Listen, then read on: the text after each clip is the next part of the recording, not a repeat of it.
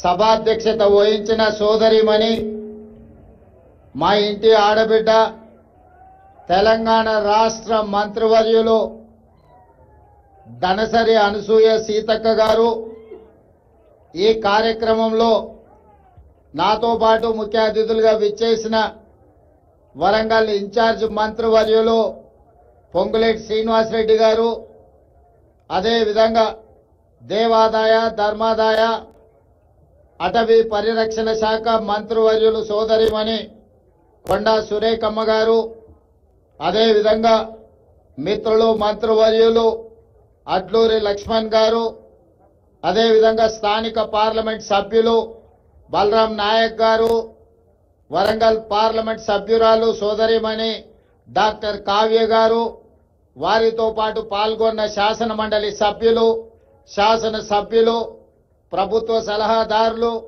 వివిధ కార్పొరేషన్లకు సంబంధించిన చైర్మన్లు, ఈరోజు అశేషంగా ఇక్కడికి విచ్చేసిన సమ్మక్క సారలమ్మ భక్తులకు, ఆదివాసీ మిత్రులందరికీ కూడా మనస్ఫూర్తిగా కృతజ్ఞతలు, అభినందనలు తెలియజేస్తున్న మిత్రులారా, ఇది ఒక బాధ్యత కాదు, బాధ్యతతో పాటు భావోద్వేగం. ప్రజాప్రతినిధిగా ప్రజా జీవితంలోకి వచ్చిన మొదటి రోజు నుంచి ఈ రోజు వరకు ఎప్పుడు అవకాశం వచ్చినా ప్రతి జాతరకు ఇక్కడికి వచ్చి సమ్మక్క సారలమ్మ ఆశీర్వాదం తీసుకొని ప్రజా జీవితంలో ప్రజలకు సేవ చెయ్యాలన్న ఆలోచన పునరంకితమవుతూ పనిచేస్తూ వచ్చినాం. దాదాపుగా ఇప్పటికీ 17-18 సంవత్సరాల నుంచి వరుసగా ఈ ప్రాంతాన్ని సందర్శించుకోవడం, ఈ ప్రాంతం యొక్క అభివృద్ధి గురించి మాట్లాడుకోవడం, ఆనాటి పాలకులకు పెద్దలకు విజ్ఞప్తులు చేయడంతోనే సరిపోయింది. ప్రతిసారి ఎవరినో ఒకరిని అడగడం, వాళ్ళు ఏదో కొంచెము దానం ఇచ్చినట్టుగా ధర్మం చేసినట్టుగా వ్యవహరిస్తే మా జీవితాలకి ఇంతేనేమో అని మేము అనుకునే వాళ్ళం. కానీ 2023 ఫిబ్రవరి 6 నాడు ప్రజాపాలన తీసుకురావాలి, ప్రజల దగ్గరికి వెళ్ళి వారి సమస్యలు తెలుసుకోవాలని ఆలోచన చేసినప్పుడు ఎక్కడి నుంచి ఈ పాదయాత్ర మొదలు పెట్టాలి అని చర్చ జరిగింది. మిత్రులు చాలా రకాలుగా సూచనలు సలహాలు ఇచ్చిండ్రు. చివరికి నేను పెద్దలు వేం నరేందర్ రెడ్డి గారు ఆలోచన చేసి అక్కడో ఇక్కడ ఎక్కడో కాదు, మా ఇంటి ఆడబిడ్డ అయిన సీతక్క ప్రాంతం నుంచి మేడారం జాతర సమ్మక్క సారలమ్మ ఆశీర్వాదం తీసుకొని పాదయాత్ర మొదలు పెడదాం, ఒక సంకల్పం తీసుకొని బయలుదేరిన వాళ్ళు ఎవరు చరిత్రలో ఓడిపోలేదు. కాబట్టి ప్రజలకు ప్రజాపాలన అందించాలన్న సంకల్పంతోనే మనము సమ్మక్క సారలమ్మ ఆశీర్వాదం తీసుకొని బయలుదేరదామని ఆనాడు ఇక్కడి నుంచి పాదయాత్ర మొదలు పెట్టినాం. సరిగ్గా 2 రోజుల 3 రోజుల ముందే సీతక్కకు చెప్పినాం. సీతక్క అన్నది, అన్న సమయం లేదు, 24 గంటలు 48 గంటల్లో ఈ కార్యక్రమం చేయడం కష్టం అవుతుందేమో అని. నేనన్నా, అక్క సంకల్పం ఉంటే కార్యక్రమం విజయవంతం అవుతుంది, నువ్వు ఎలాంటి ఆలోచన చెయ్యకు, పనులు మొదలు పెట్టు అని చెప్పి ఆనాడు ఫిబ్రవరి 6, 2023 నాడు ఇదే గద్దెల నుంచి గద్దెల ముందు ప్రణమిల్లి ఖచ్చితంగా ఈ తెలంగాణకు పట్టిన చీడ పీడ విరగడి కలిగిస్తాం, దొరల పాలన నుంచి ప్రజా పాలనకు తీసుకొస్తామని ఇక్కడ వేదిక మీద నుంచి ఆనాడు చెప్పడం జరిగింది. అందుకే మిత్రులారా, ప్రజలు ఆశీర్వదించారు, అవకాశం వచ్చింది. ఈనాడు అభివృద్ధి కార్యక్రమాలు చేయాలన్న సంకల్పంతో ముందుకు వెళ్తున్నాం. అభివృద్ధి అంటే అద్దాల మేడలు రంగుల గోడలే కాదు, ప్రజల జీవన ప్రమాణాలు పెంచాలి. ముఖ్యంగా ఆదివాసీలు అంటే ఈ దేశం యొక్క మూలవాసులు. ఆ ఆదివాసీల యొక్క, గిరిజన సోదరుల యొక్క, లంబాడి సోదరుల యొక్క అభివృద్ధిని ఏ ప్రభుత్వం అయితే భుజాల మీద మోస్తుందో అదే ఆ ప్రాంతం యొక్క ప్రజల యొక్క అభివృద్ధి అని నేను సంపూర్ణంగా విశ్వసిస్తున్నా. అందుకే ఈనాడు ఆదివాసీ ప్రాంతాలలో, తండాలలో, గూడాలలో, మారుమూల పల్లెల్లో వాళ్ళ యొక్క సంక్షేమానికి, వాళ్ళ యొక్క అభివృద్ధి కార్యక్రమాలకి ఈరోజు ప్రభుత్వం ప్రణాళికలు అందిస్తుంది. ఈరోజు ప్రతి నియోజకవర్గానికి 3500 ఇండ్లు, 4,50,000 ఇందిరమ్మ ఇండ్లు పేదోళ్లకు అందించిన తర్వాత మరి ఆదివాసీలు గిరిజనులకు సరిపోవడం లేదు అని నా దృష్టికి ఎమ్మెల్యేలు తెస్తే ఐటీడీఏ ప్రాంతాలలో అదనంగా గిరిజనులకు ఆదివాసీలకు మళ్ళీ 22,000 ప్రత్యేకంగా ఇండ్లు ఇచ్చి ఆదివాసీ బిడ్డలు ప్రతి వాళ్ళు సొంత ఇంటిలో ఉండాలి అని మన ప్రభుత్వం ఈరోజు ప్రణాళికలు తీసుకున్నది. ఈ విధంగా ఏ విషయం వచ్చినా వాళ్ళకి ఇవ్వాల్సిన వాటా కోట ఇవ్వాల్సిందే, అదనంగా ఇంకొంత ఇవ్వాలి. ఎందుకంటే దశాబ్దాలుగా వాళ్ళకి అన్యాయం జరిగింది, నష్టం చేకూరింది. కాబట్టి వాటిని సరిదిద్దడానికి ప్రయత్నాలు చెయ్యాలి అని చెప్పి ఈ రోజు మన ప్రభుత్వం ముందుకు వెళ్తుంది.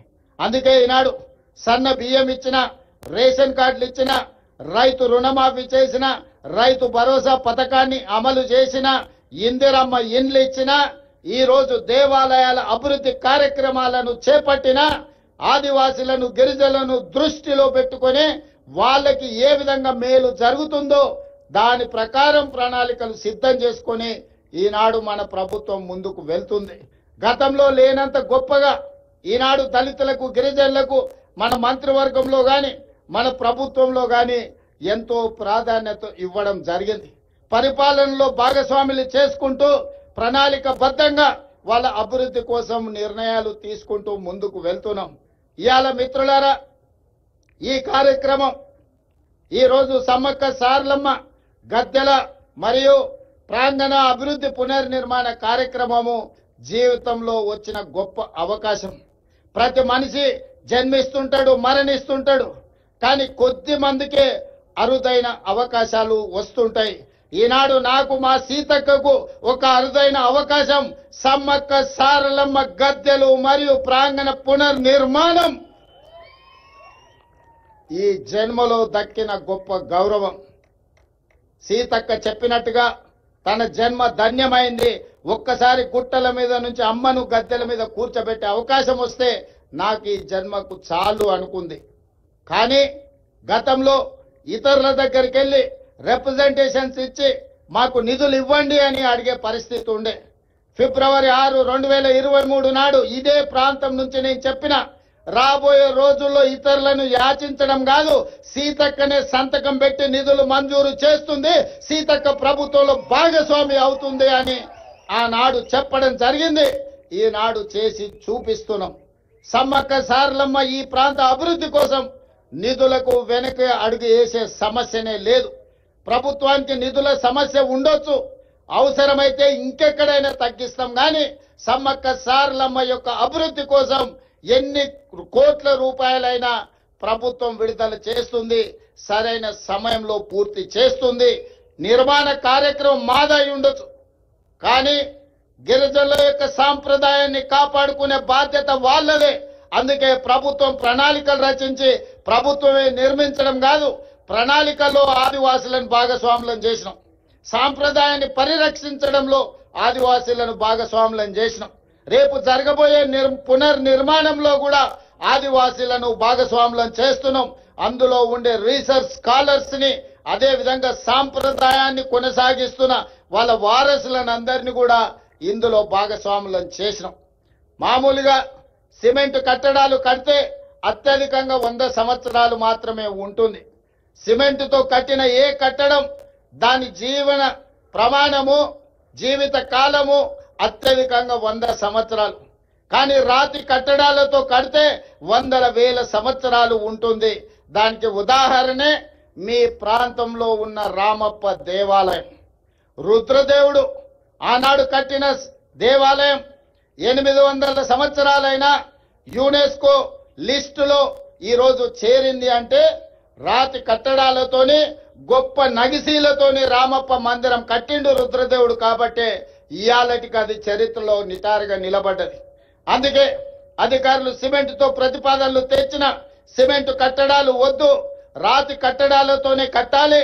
రాబోయే 100 సంవత్సరాలకు సమ్మక్క సారలమ్మ మందిరం, గద్దెలు, ప్రాంగణం ఆదర్శంగా ఉండాలి, ఈ ప్రాంతంలో అభివృద్ధి జరగాలి అని ఈ రోజు ప్రతి కట్టడం రాతి కట్టడాలతోనే కట్టాలని ఈ రోజు నిర్ణయం తీసుకున్నాం. అందుకే ఇదొక గొప్ప కార్యక్రమం, జీవితకాల అవకాశం. ఈ గొప్ప కార్యక్రమంలో మీరందరూ భాగస్వాములు కావాలి, మీ అందరి ఆశీర్వాదం కావాలి ప్రభుత్వానికి.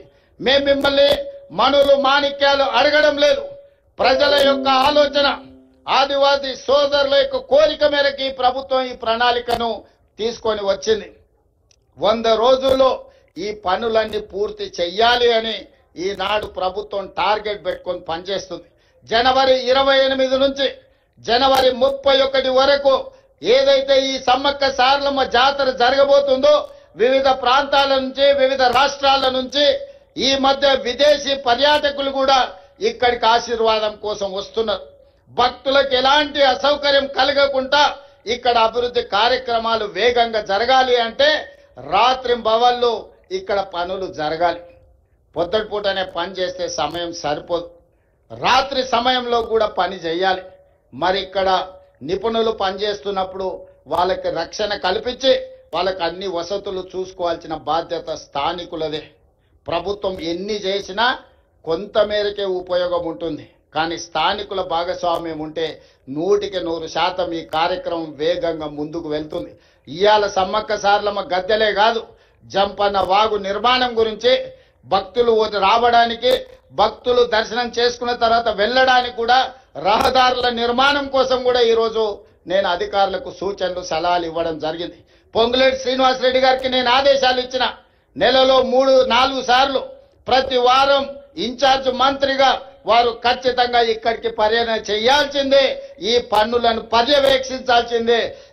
రాబోయే 100 రోజులు ఇందులో భాగస్వాములు అయ్యే వాళ్ళందరికీ నేను సూచన చేసిన, మనం అయ్యప్ప మాల వేసుకుంటే ఎట్లయితే మాల వేసుకొని భక్తితో ఉంటామో సమ్మక్క సారలమ్మ మాల వేసుకోండి, భక్తితో ఇక్కడి పనులను పూర్తి చేయండి అని చెప్పి మా అధికారులకు, మా సాంకేతిక నిపుణులకు, మా ప్రజా ప్రతినిధులకు సూచన చేసిన. అందుకే మిత్రులారా, మళ్ళీ పూర్తి చేసుకున్న తర్వాత ఈ ప్రాంగణానికి నేను వస్తా. ఈసారి జాతరను అద్భుతంగా చేసుకుందాం. ఈ వేదిక మీద నుంచి కేంద్ర ప్రభుత్వానికి నేను విజ్ఞప్తి చేస్తున్నా, కుంభమేళకు మీరు ₹1,000 కోట్ల ఇస్తున్నారు. మరి మా ఆదివాసీ కుంభమేళకు కేంద్ర ప్రభుత్వం ₹1 ఇవ్వడానికి కానీ, జాతీయ పండుగ గుర్తించడానికి కానీ వాళ్ళకి ఎందుకో మనసు రావడం లేదు. దయచేసి కిషన్ రెడ్డి గారు, బండి సంజయ్ గారు, ఈ ప్రాంత ప్రజల ఆశీర్వాదంతోనే మీకు ఆ హోదా వచ్చింది. నరేంద్ర మోడీ గారు ఈ దేశానికి ప్రధానమంత్రి అయినరు. ఇప్పటికైనా ఆలోచన చేయండి. కుంభమేళనే కాదు, ఉత్తరప్రదేశ్లో ఉన్న అయోధ్యనే దేవాలయాలు కాదు, ఈనాడు తెలంగాణ ప్రాంతంలో ములుగు అడవుల్లో ఇక్కడ ఉన్న సమ్మక్క సారలమ్మ కూడా ఒక గొప్ప దేవాలయం, ఒక చరిత్ర ఉన్నది. ఒక పోరాట పటిమతో పౌరుషానికి మారు పేరు, రాచరికం మీద తిరుగుబాటు చేసి జెండా ఎగరేసిన సమ్మక్క సారలమ్మ జాతరకు జాతీయ పండుగ గుర్తింపు రావాలి. దీనికి ₹1,00,00,000 కేంద్ర ప్రభుత్వం ఇవ్వాలి. ఇవ్వకపోతే మీ ఇష్టం, నేనేమన్నాను కానీ సమ్మక్క సారలమ్మ అన్ని గమనిస్తున్నాయి. ఎందుకంటే ఇవాళ ఉదయం బయలుదేరే ముందు వర్షం ఉంటుంది, హెలికాప్టర్ పోదు సార్ అన్నారు. అంటే నేనన్నా, మీరేం చింత చేయకండి, ఏర్పాట్లు చేసుకోండి, సమ్మక్క సారలమ్మ వచ్చే అడ్డంకులను అన్ని తొలగిస్తుందని మా అధికారులకు నేను చెప్పిన. మేఘాలు కమ్ముకొచ్చినట్టు వర్షం కురిసిన వాతావరణం ఉన్న మేఘాలన్నీ కూడా ఎక్కడికక్కడగా విడిపోయి ఈనాడు ఇక్కడికి వచ్చి ఈ మంచి కార్యక్రమాన్ని చేపట్టడానికి ప్రకృతి పూర్తిగా సహకరించింది. ఇవాళ ప్రకృతి ఒడిలో, ప్రకృతి వనంలో ఈ రోజు ప్రకృతికి దేవతగా, దేవుళ్ళుగా ఈ రోజు మనం కొలుసుకుంటున్న సమ్మక్క సారలమ్మ గద్దె మరియు ప్రాంగణ పునర్నిర్మాణానికి ప్రకృతి పూర్తిగా సహకరించింది. సమ్మక్క సారలమ్మలు ఆశీర్వదించారు. ఇక మనం ఈ సంకల్పం తీసుకొని కార్యక్రమం పూర్తయ్యే వరకు మనందరం కష్టపడి పనిచేద్దామని తెలియజేస్తూ మీ అందరి దగ్గర సెలవు తీసుకుంటున్న ధన్యవాదాలు మిత్రులారా.